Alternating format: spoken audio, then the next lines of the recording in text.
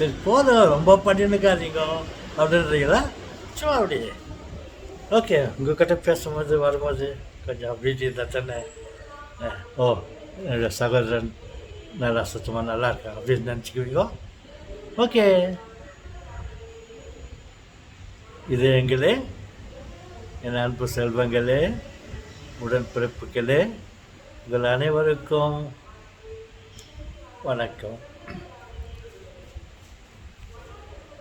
அப்புறம் உங்களுக்கு இதே பிரச்சனை என்ன பிரச்சனைங்க, இன்றைக்கி என்னத்தை பற்றி பேசலாம் அப்படின்றது யோசிக்கிறதே உங்களுக்கு ஒரு சின்ன பிரச்சனை இல்லை அப்படின்றீங்களா?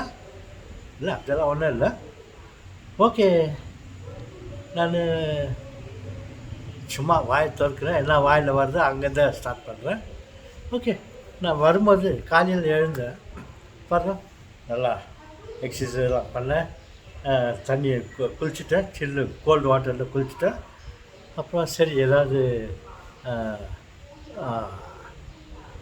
உங்களோட பேசலாமே சொல்லிட்டு வரலான்ட்டு வரதுக்கு முன்னே அங்கே பாருங்க ஜீசஸ்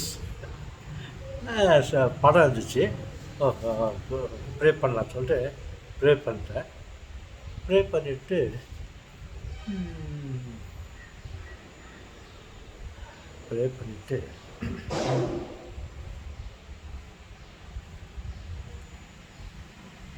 பக்கத்தில் வேறு சுருவம்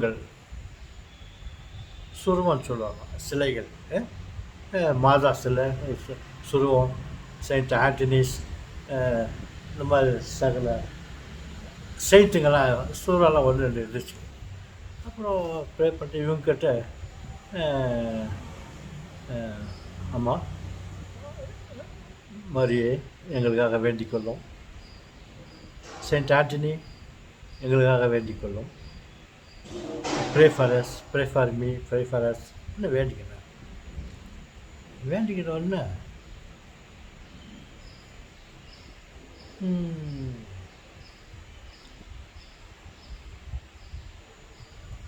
அப்புறம் வேண்டிக்கிட்ட பிறகு ஓகே, எனக்கு ஒரு பழைய ஞாபகம் ஒன்று வந்துச்சு. இப்போ ஒரு ஒரு மேக்சினில் படித்தேன். அந்த ஜோக்ஸுன்னு சொல்லலாம், கருத்துள்ள ஜோக்ஸு. ஒரு நீதிமன்றத்தில் வழக்கு போயின்னுக்குது, எல்லாம் வழக்கு ஆச்சு. இந்த பக்கம் வாதங்களும் பிரதிவாதிகளும் இவர் அவர் எல்லாம் சொல்கிறாங்க, அவருக்கு ஒரு லார்டர் கூட சொல்லுவாங்க. நீதிபதிக்கிட்ட எல்லாம் பேசுகிறாங்க, இவங்க பற்றி அவங்க பற்றி. அப்புறம் ஒரு வழியாக ஆச்சு.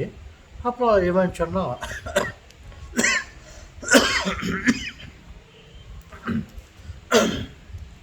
கொஞ்சம் கோல்டு. ஓகே, இவன் சொன்னான்,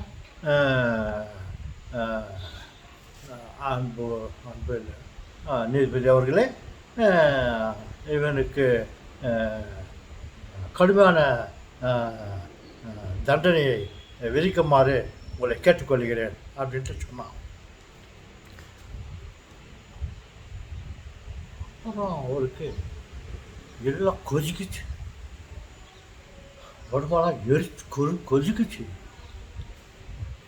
அவனுக்கே கடுமையான நீதி வழங்க வேண்டும், அவனை தூக்கில் இட வேண்டும். நீ வந்து எனக்கு சொல்றியா? நீ சொல்கிற மாதிரி நான் தீர்ப்பு கூட்டணுமா அப்படின்ட்டு அந்த நீதிபதிக்கு கோபம் வந்துச்சு.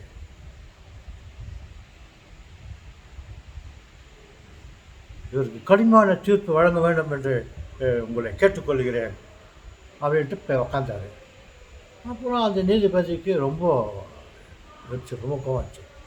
அவனுக்கு கடுமையான இது கொடுக்கணும்னு சொல்லிட்டு நீ எனக்கு சொல்கிறியா சொல்லிட்டு முடிஞ்சிச்சு கதை. ஓகே, அதே மாதிரி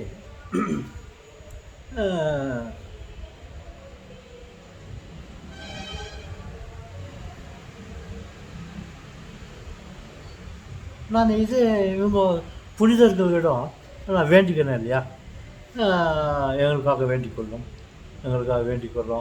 அப்படின்னு சொல்லிட்டு. அப்போது ஒருவேளை நம்ம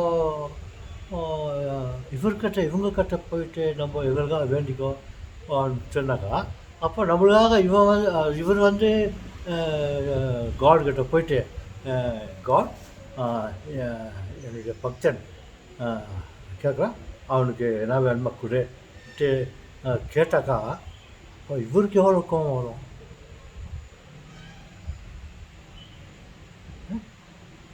நீ வந்து எனக்கு சொல்கிறியா இவனுக்கு நல்லது பண்ணு, இவனுக்கு கூடுன்னு சொல்லிட்டு, அப்போ நான் யார் நான் இவருக்கு கோவம் வந்துடுமா. அதனால் இவங்களை கேட்கறதுனால நமக்கு கிடைக்கிறது கூட கிடைக்காம போடுமா அப்படின்றலாம் டவுட் வந்துச்சு. என்னக்கா நீ வந்து எங்களுக்காக வேண்டிக்கொள்ளும், எங்களுக்காக ரெக்கமெண்ட் பண்ணு அப்படின்னு சொல்கிறது அவ்வளோ சரியில்லை. நம்ம ஒரு டைரக்ட் டீலிங் வச்சுக்கணும். நம்ம அப்பா டீல் பிட்வீன் யூ அண்ட் மீன்ற மாதிரி கடவுள்கிட்ட நம்ம நேரடியாக நம்ம கேட்டு வாங்கிக்கிறது பெட்டரு அப்படின்ட்டு நினைக்கிறேன். தீர்ப்பு உங்களுக்கு விட்டுறேன். என்னக்கா இவங்களுக்கு கோபம் வரும்.